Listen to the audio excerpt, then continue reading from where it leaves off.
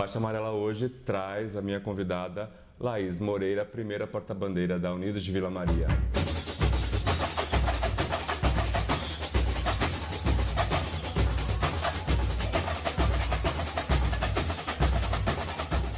Tudo bem, pessoal da Faixa Amarela? É um prazer estar aqui. Recebi esse convite do amado Cláudio. Antes de mais nada, meu amigo, né? E tô aqui com o maior prazer para falar um pouquinho com vocês sobre a minha história. Sim. Que história é essa que sua tia fez uma escola de samba para você? Já começa assim. Vou contar a história. É verdade. Minha tia queria muito que eu fosse porta-bandeira. Muito, muito mais do que tudo na vida dela. Inicialmente, quando ela... eu vou montar um bloco de rua. E montou um bloco de rua, ela e a dona Ana, que era a moça que cuidava de mim quando eu era criança. E ela tinha uma escolinha e eu ficava lá. E minha tia fundou Unidos por acaso. No primeiro ano eu fui rainha do carro de som, porque era uma Brasília. Sabe aquela que vendia pamonha? Pamonha, pamonha, pamonha. São as deliciosas pamonhas. Essa daí. E não tinha bateria, então era a fita, cassete, colocada lá na Brasília e ficava tocando samba enredo do Rio de Janeiro. E ali era o desfile de rua das crianças, porque era só para crianças. E eu fui rainha do carro de som no primeiro ano. Aí no segundo ano eu já virei porta-bandeira e aí minha tia legalizou, porque até então era só um bloco de rua. E virou um bloco, aí eu virei porta-estandarte, de porta-estandarte virou escola no ano seguinte, mas só com crianças. E aí por lá eu fiquei pelo menos aí uns 4 ou 5 anos como primeira porta-bandeira, trazendo nota máxima em Diadema, onde tudo começou. Sua mãe já dançava nessa época? Olha, minha mãe já dançava muito antes dessa época, né?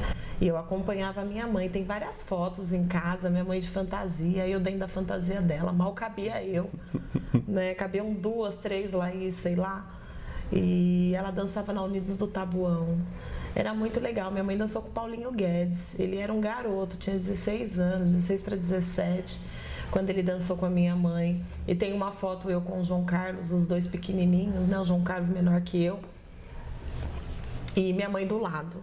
De porta-bandeira, as duas. Eu e com meu pavilhão, minha mãe com o dela. Muito legal.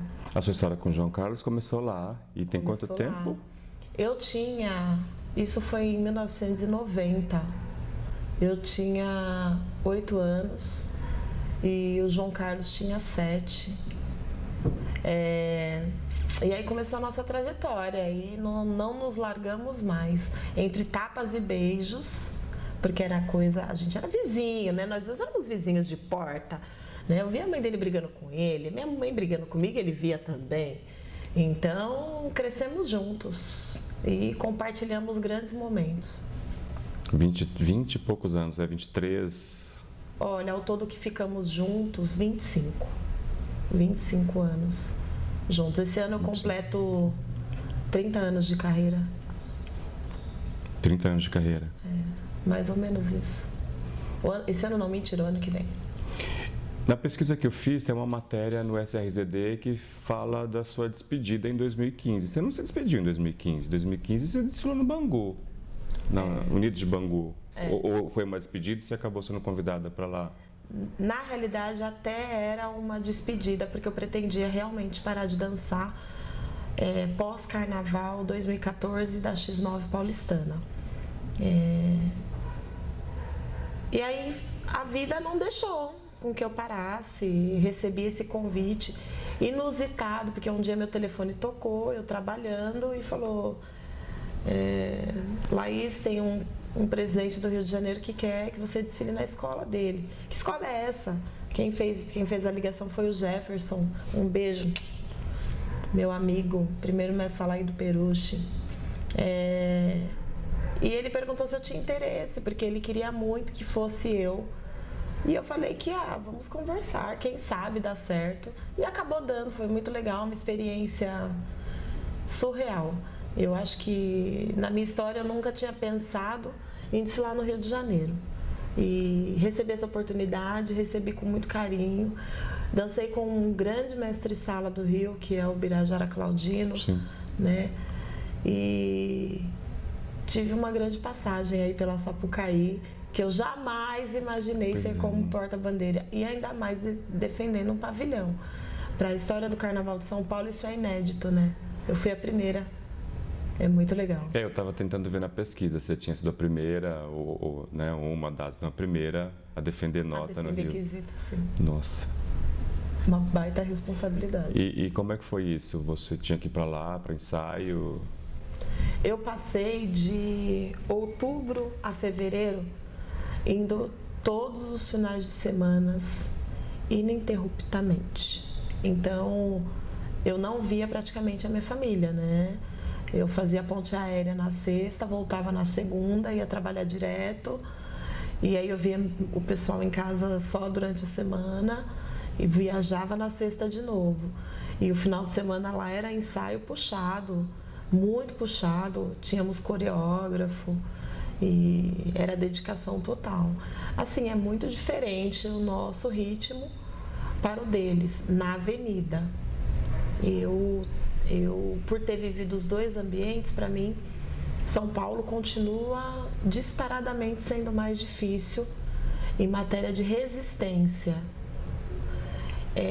Em matéria de apresentação, por ser uma coreografia definida, né, no Rio de Janeiro, com um tempo muito maior de apresentação, é mais difícil só essa parte. Porque você dança para 4 módulos, 3 módulos, por 2 minutos quase. Mas achei difícil só a questão para você chegar ao ápice de explosão de dança, você não consegue no mesmo momento. Se você chega frio para o jurado, você tem que pegar o seu 100% ali, na hora. Aqui não. Aqui em São Paulo a gente passa a faixa amarela e já tem que ir controlando. Para cada jurado você dá o seu máximo e para cada jurado você dá o seu máximo. Acho que cada cultura é uma, né? Mas as duas são, cada uma na sua peculiaridade, tem a sua diferença, a sua dificuldade. Mas foi muito legal. Faria de novo. Olha, você já tinha ido para o Rio uma outra vez, mas como aluna de Selminha Sorriso. É aluna mesmo que fala? Como aluna de Selminha Sorriso. Isso mesmo. Em 2002, quando chegamos no Águia de Ouro, eu e João Carlos, depois de um tempo, nós recebemos essa missão aí de ir para o Rio de Janeiro para fazer aula com a Selminha Sorriso. Pensa, uma garota que estava chegando no Carnaval de São Paulo, numa escola do grupo especial, que era a Águia de Ouro, né? E ter aula com a Selminha Sorriso. Nossa, estouramos. E realmente foi uma grande professora, nossa madrinha, né? Hélio Claudinho. Abriu as portas da casa dela, nos recebeu como se fôssemos de casa, como se fôssemos íntimos e parentes. E ali nós construímos uma bela amizade, graças a Deus. Mesmo com a distância, com tudo, sempre quando dá, a gente acaba trocando alguns contatos, uns elogios, e assim vai. A Selminha é uma linda, o Claudinho, nossa.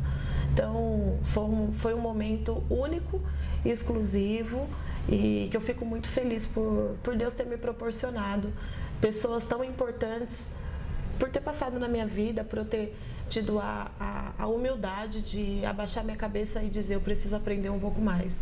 E isso todo dia a gente tem que fazer um pouco, né? Mas ali no grau da minha adolescência, precisou um pouco dessa maturidade, que graças a Deus eu venho trazendo aí de berço.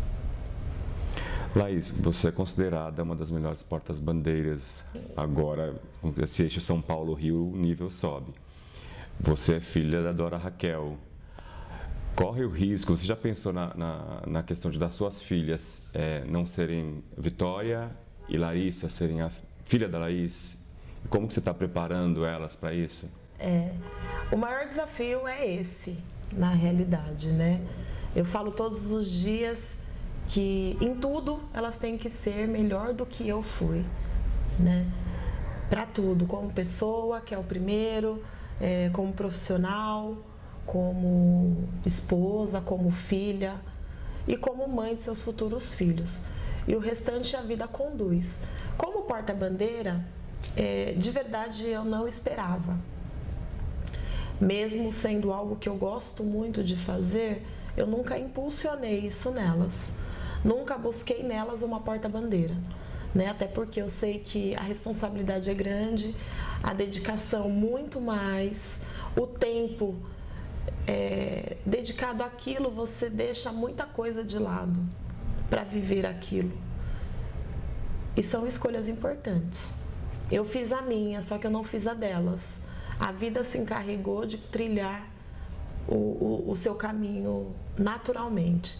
E quando a Larissa recebeu o convite para ser porta-bandeira, que não passava nem pela cabeça dela, foi pelo presidente Adilson, que é o presidente da Vila Maria, e ele fez o convite e ela prontamente atendeu ao pedido dele. Então, se hoje ela é porta-bandeira, não é graças à mãe dela, é graças ao presidente José Adilson da Unis de Vila Maria.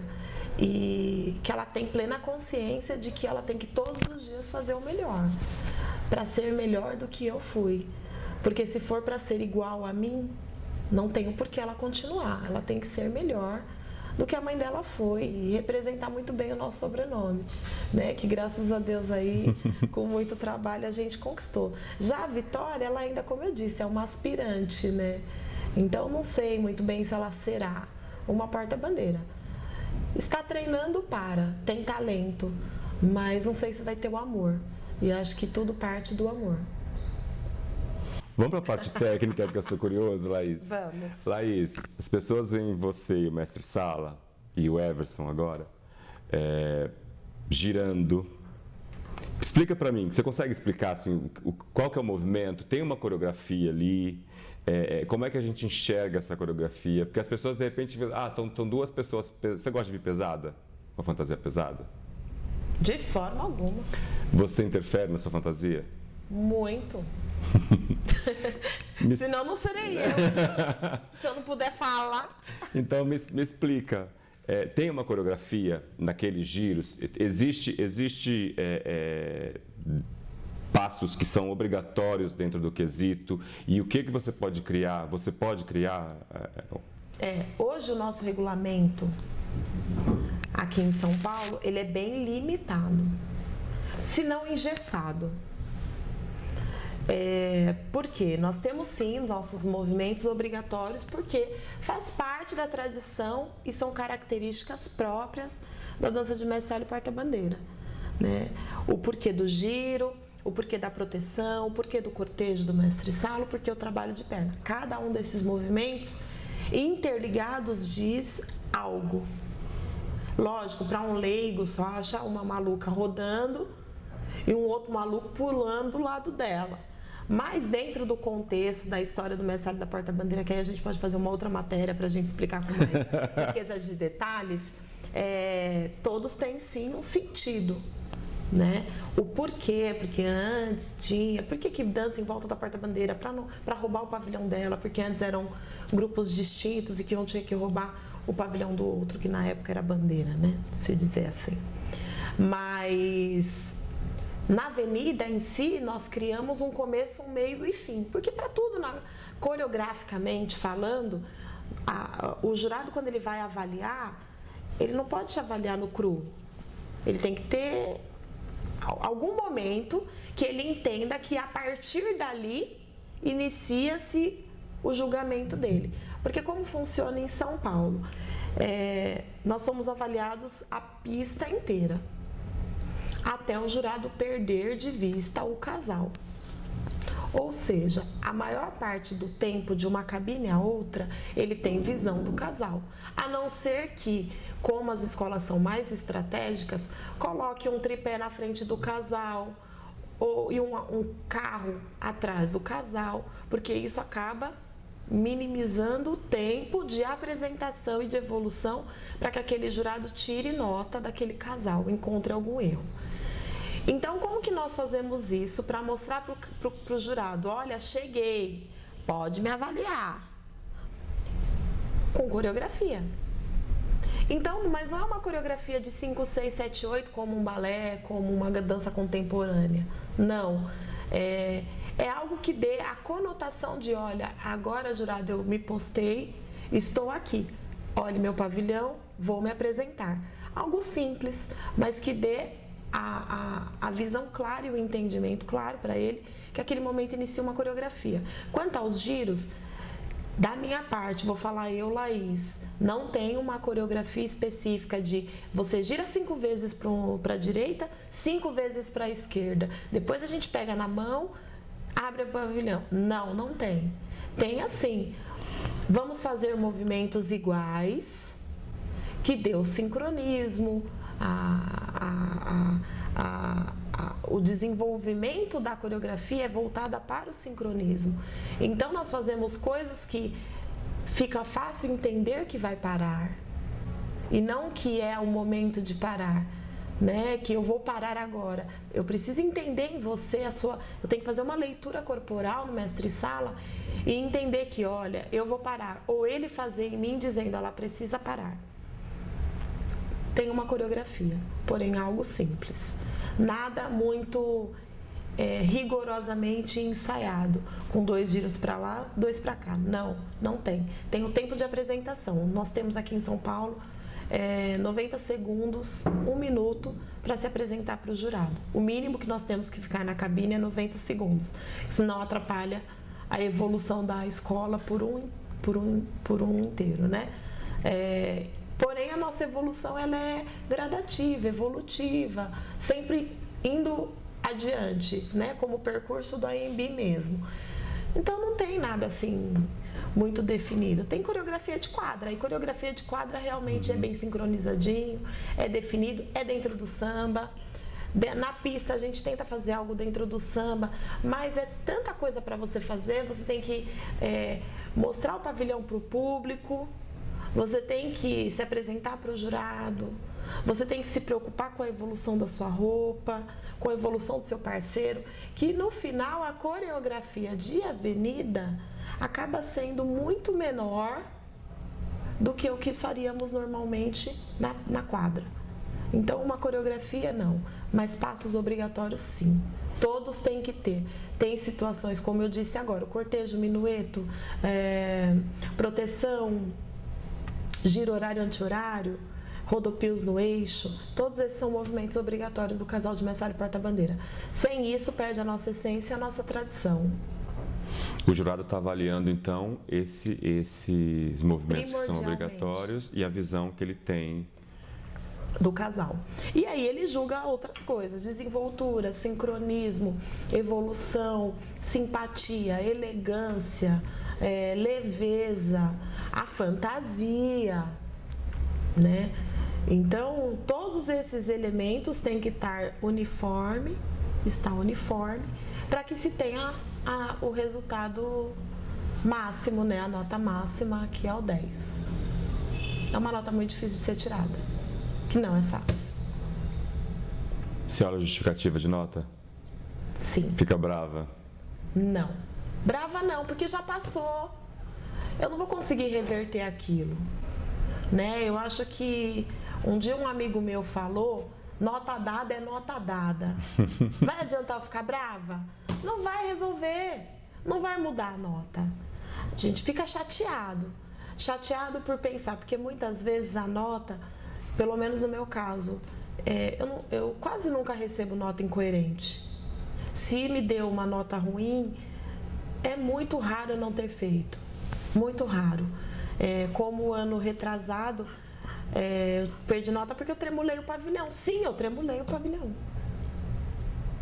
Mas isso era essência minha, de dança minha. E o jurado, naquele momento, interpretou como um movimento brusco. É interpretação. Eu estou apta a ser interpretada desta forma, mesmo que não seja feito bruscamente. Ele tem a possibilidade de visualizar e imaginar que para ele pareceu brusco. Ele tem esse livre-arbítrio. E eu tenho que respeitar, porque é uma avaliação, né? Todos podem dar a nota que quiser, desde que tenha uma coerência. E ele julgou o tremular do pavilhão. Fiquei chateada? Sim, fiquei. Brava não, mas chateada sim.